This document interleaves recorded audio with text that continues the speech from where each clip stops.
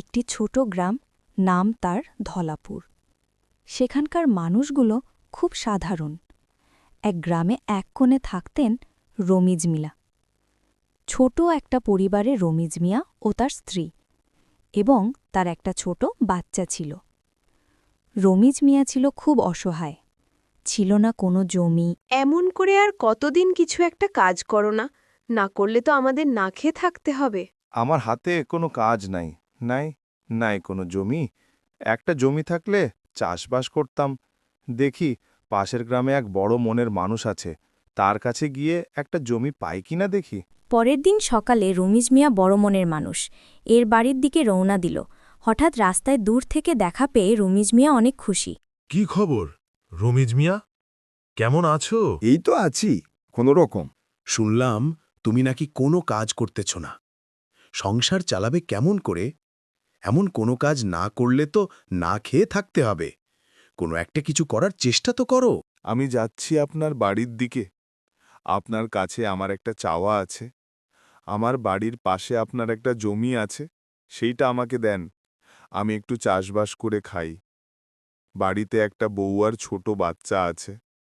অনেক দিন হলো বাড়িতে ভালো মন্দ কিছু খেতে পারতেছি না। আচ্ছা যাও, এইটাতে তুমি চাষবাস করে খাও।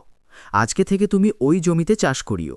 এই বলে রমিজ মিয়া বাড়ির দিকে খুশি মনে রওনা দিল। বাড়িতে এসে স্ত্রীকে বলল, বড় মনের মানুষ আজকে আমাকে আমাদের বাড়ির পাশের জমিটা আমাকেই চাষবাস করার জন্য অনুমতি দিয়েছে।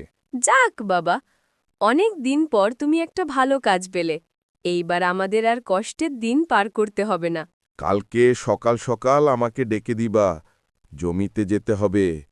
অনেক দিন পর আমাদের সুখ শান্তি ফিরে আসতে পারে যদি চাষ করে ভালো ফসল পায়।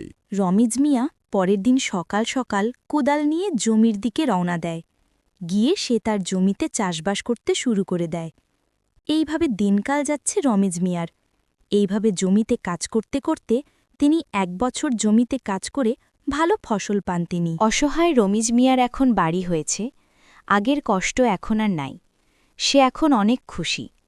রাস্তা দিয়ে হেঁটে যাওয়ার সময় পাশের গ্রামের বড় মনের মানুষটাকে দেখতে পায়। কেমন আছেন আপনি? আজকে হঠাৎ আপনি এই গ্রামে? আছি ভালো রমিজ মিয়া, তুমি তো দেখছি অনেক খুশি। আগের কষ্ট তো এখন আর নাই। শুনলাম তুমি নাকি ছোট একটা বাড়ি করছো। হে, ছোট একটা বাড়ি করলাম, সব তো আপনার জন্য হয়েছে। আপনি ওই দিন জমিটা না দিলে না খেয়ে দিন পার করতে হতো।